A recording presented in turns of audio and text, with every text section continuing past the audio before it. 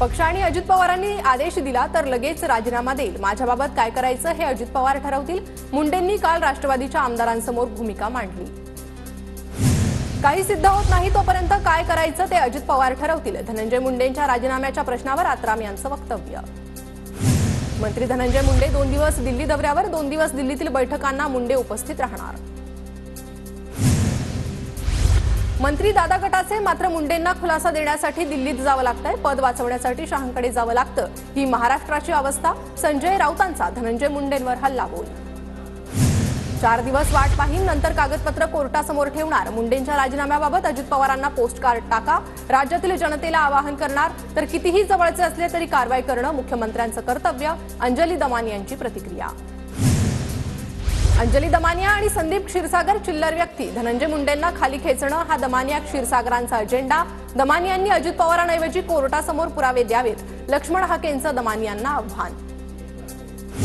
मुख्यमंत्री देवेंद्र फडणवीस आजपासून 3 दिवस दिल्लीत प्रचार दौऱ्यावर। दिल्ली विधानसभा निवडणुकीसाठी फडणवीस भाजपचे स्टार प्रचारक, तर फडणवीस महाराष्ट्राला वाऱ्यावर सोडून नेहमीच फिरत असतात। राऊतांचा हल्लाबोल।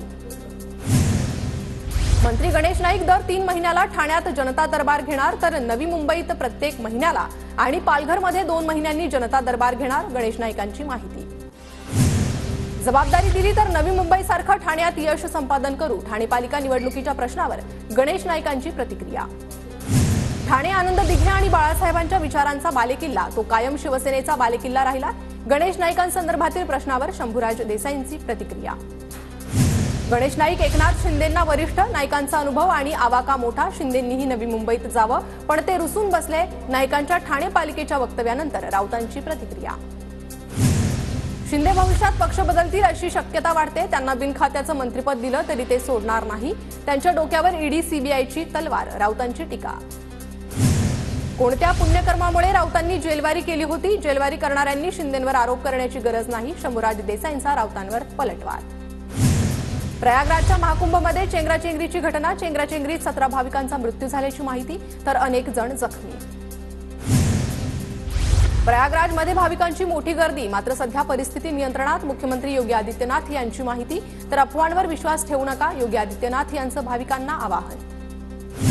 पंतप्रधान मोदींसह गृहमंत्री अमित शहांची मुख्यमंत्री योगी आदित्यनाथ यांच्याशी चर्चा। तात्काळ मदत करण्याचे पंतप्रधान मोदींचे निर्देश। महाकुंभ मेळ्यातील व्यवस्थेवर लोक खुश नाहीत। उत्तर प्रदेशच्या मुख्यमंत्र्यांनी जाहिरातबाजी करण्यापेक्षा भाविकांची व्यवस्था केली पाहिजे। राऊतांचा हल्लाबोल। अखिलेश यादव सीएम असताना सर्वोत्तम व्यवस्था। राऊतांची प्रतिक्रिया। मनोज जरांगेंची आज दुपारी 1 वाजता पत्रकार परिषद। सुरेश धस आजही मनोज जरांगेंची भेट घेण्याची शक्यता। जरांगेंची प्रकृती खालावली, दरम्यान त्यांच्यावर रात्री सलाईन लावून उपचार। भाजपकडून स्थानिक स्वराज्य संस्थांच्या निवडणुकीसाठी मोर्चे बांधणी। भाजपचे सहसंघटन मंत्री शिवप्रकाश यांच्या अध्यक्षतेखाली वरिष्ठ नेत्यांची बैठक। बावनकुळे रवींद्र चव्हाण बैठकीला उपस्थित। मंत्रालयात मंत्री कार्यालयात जाण्यासाठी धुडगूस। एकेका मंत्र्याकडे इच्छुक अधिकाऱ्यांचे 10 अर्ज। सूत्रांची माहिती। मूळ विभागाऐवजी मंत्री कार्यालयात चिटकायची लगबग असल्याची सूत्रांची माहिती। सरकारी योजनांमध्ये लोकांचा गैरप्रकार। आशिष जयस्वालांकडून पीक विमा आणि लाडकी बहीण योजनेचं उदाहरण। सरकार उचित निर्णय घेईल। राज्यमंत्री आशिष जयस्वालांची माहिती। रायगडच्या पालकमंत्री पदावरून राष्ट्रवादी शिवसेनेत घमासान। शिंदेंनी भरत गोगावलेंसह रायगडमधील आमदारांना तंबी द्यावी, अन्यथा पालघरमध्ये संबंधित आमदारांना फिरकू देणार नाही। अजित पवार गटाचे उपजिल्हाध्यक्ष विशाल मोहोळ यांचा इशारा। माजी आमदार प्रकाश आवाडे हुपरी रोडवरील अभिषेक मिल्समध्ये कुलूप तोडून प्रवेश केल्याचा व्हिडिओ व्हायरल। गुंतवणूक केलेली रक्कम व्याजासह परत करण्याची प्रकाश आवाडे यांची मागणी। अभिषेक मिल्समध्ये प्रकाश आवाडे भागीदार होते। धाराशिवच्या उमरगा बाजार समितीच्या सभापतीची आज निवड। 18 संचालक असलेल्या बाजार समितीत महायुती आणि महाविकास आघाडीमध्ये चुरशीची लढत। माढ्यात 2-4 आका आहेत, मात्र माढ्याची परळी अजिबात होऊ देणार नाही। आकाचे आका शोधावे लागणार। अभिजित पाटलांची प्रतिक्रिया। मुंबईत लाडकी बहीण योजनेच्या लाभाची पडताळणी होणार। सूत्रांची माहिती। योजनांचा लाभ घेतला असल्यास तो रद्द करण्यात येणार। महसूल विभागाकडून लाभार्थ्यांची पडताळणी सुरू। बांगलादेशी रोहिंग्यांनी जन्म प्रमाणपत्र मिळवण्यासाठी जे अर्ज केले त्या गटाचा बेस मालेगाव। मराठवाडा आणि विदर्भातील शहरांना लक्ष्य केलं। भाजप नेते किरीट सोमय्यांचा आरोप। जीबीएस आजारासंदर्भात केंद्राचं उच्चस्तरीय पथक पुण्यात, मात्र पाहणी न करताच पथक माघारी जात असल्याचा गावकऱ्यांचा आरोप। पथकाला पाण्याची पाहणी करण्याची गावकऱ्यांची मागणी। पुण्यात जीबीएसचा नवा रुग्ण आढळला नाही। महापालिकेकडून 23,000 घरांचं सर्वेक्षण, तर 111 जीबीएस रुग्णांपैकी 9 रुग्ण बरे झाल्याची माहिती। दरम्यान 20,000 मेडिक्लोरच्या बाटल्यांचं वाटप केल्याची आयुक्तांची माहिती। जीबीएस आजाराच्या पार्श्वभूमीवर मुंबई महापालिका अलर्टवर। महापालिकेच्या रुग्णालयात व्हेंटिलेटरसह 150 आयसीयू बेड्सची व्यवस्था। रुग्णांची माहिती साथरोग कक्षाला कळवण्याचे निर्देश।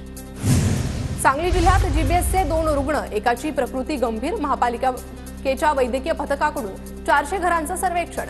वैद्यकीय अधिकारी डॉक्टर वैभव पाटील यांची माहिती। वाघांच्या शिकाऱ्यांची माहिती मिळवण्यासाठी खबऱ्यांची नेमणूक करा। वाघांचे मृत्यू रोखण्यासाठी वनमंत्री गणेश नाईकांचे कठोर निर्देश। सोलापूरच्या माढामध्ये रोजगार निर्मितीसाठी सावंत परिवाराचा नवा प्रकल्प। राजवी ऑइल मिल उद्योगाचे शिवाजीराव सावंतांच्या हस्ते भूमिपूजन। 500हून अधिक तरुणांना रोजगार मिळणार। वाशिम शासकीय खरेदी केंद्रावर हमी भावानं सोयाबीन खरेदी संथ गतीनं सुरू। 32,000 नोंदींपैकी 8,000 शेतकऱ्यांचीच सोयाबीन खरेदी। 3 दिवसात 24,000 शेतकऱ्यांची खरेदी कशी होणार हा प्रश्न। वाशिममध्ये भविष्यात पाणी टंचाईची शक्यता। लोकसंख्या मोठी मात्र पाणी साठवण क्षमता कमी असल्यानं अडचण। त्यामुळे यावर एक बुर्जी प्रकल्पाची साठवण क्षमता वाढवण्यासाठी उपाययोजना करण्याची गरज। अंबाजोगाई तालुक्यातून जाणाऱ्या शक्तीपीठ महामार्गाला शेतकऱ्यांचा विरोध। 5 ग्रामपंचायतींचं उपजिल्हाधिकाऱ्यांना निवेदन। सुपीक जमिनीसह अनेक गाव बाधित होणार। धाराशिवमध्ये माणकेश्वराच्या पुरातन महादेव मंदिरात लक्ष्मी मंदिराकडे रस्ता देण्याच्या मागणीसाठी उपोषण सुरू। मागण्या मान्य होईपर्यंत उपोषण मागे न घेण्याचा इशारा। शिवप्रतिष्ठान युवा हिंदुस्थानची यंदाची मोहीम सुरतेची स्वारी। 2 तारखेला राज्यभरातून 5,000 शिवभक्त सहभागी होणार। शिवप्रतिष्ठान युवा हिंदुस्थानच्या अध्यक्षांची माहिती। पालघर नगर परिषदेकडून 3.5 कोटी रुपये खर्च करून गणेश कुंडाचं सुशोभीकरण। पण गणेश कुंड जानेवारी महिन्यातच कोरडं पडलं। माघी गणपतीचं विसर्जन कुठे करायचं, गणेश भक्तांपुढे समस्या। पुण्याच्या पुरंदरमध्ये संत बाळूमामा मंदिरात 5 दिवसांच्या सप्ताहाला सुरुवात। सप्ताह सोहळ्याचा भाविकांचा उत्स्फूर्त प्रतिसाद। पिंपरी चिंचवड शहरात पहिल्या तृतीय पंथीयांचा सामुदायिक विवाह सोहळा संपन्न। 5 तृतीय पंथी जोडपे विवाह बंधनात अडकले। इथे शहरातील नागरिकांची मोठ्या प्रमाणात हजेरी। बुलढाण्यात मराठी भाषा संवर्धन पंधरवाडा निमित्त पुस्तक प्रदर्शन। जिल्हाधिकारी कार्यालय आणि जिल्हा ग्रंथालय कार्यालयाच्या संयुक्त विद्यमाने प्रदर्शनाचं आयोजन। भंडारा जिल्ह्यात नवभारत साक्षरता कार्यक्रमांतर्गत विभागस्तरीय उल्हास मेळाव्याचं आयोजन। प्रदर्शनातील डिजिटल साहित्याचं सादरीकरण आकर्षणाचा केंद्र। नंदुरबारच्या तळोदा शहरात मूलभूत सुविधा मिळत नसल्यानं नागरिकांच्या वतीनं बॅनरबाजी।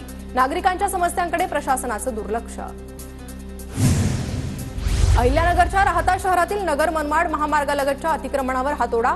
पूर्व सूचना देऊनही पुढाकार न मिळाल्यानं प्रशासनाची थेट तोडक कारवाई। ठाण्यात पुष्पा स्टाईलनं सुरू असलेल्या विदेशी दारूच्या तस्करीचा पर्दाफाश। राज्य उत्पादन शुल्क विभागाच्या कल्याणच्या भरारी पथकाची मोठी कारवाई। चंद्रपूरमध्ये विकास कामांचा रस्ते वाहतुकीवर परिणाम। अरुंद रस्त्यांवर खोदकाम केल्यामुळे वाहतूक विस्कळीत, प्रवाशांना नाहक त्रास। बारामतीत रहदारीच्या रस्त्यावर कार चालकाची स्टंटबाजी। व्हायरल व्हिडिओच्या मदतीनं पोलिसांनी कार चालकाचा शोध घेतला। गाडी चालवणाऱ्यांवर गुन्हा दाखल। जालना जिल्ह्यात आरटी प्रवेशासाठी 4,722 अर्ज। जिल्ह्यातील 295 शाळांमध्ये आरटीच्या 2,086 जागा। अर्ज भरण्यासाठी 2 फेब्रुवारीपर्यंत मुदतवाढ।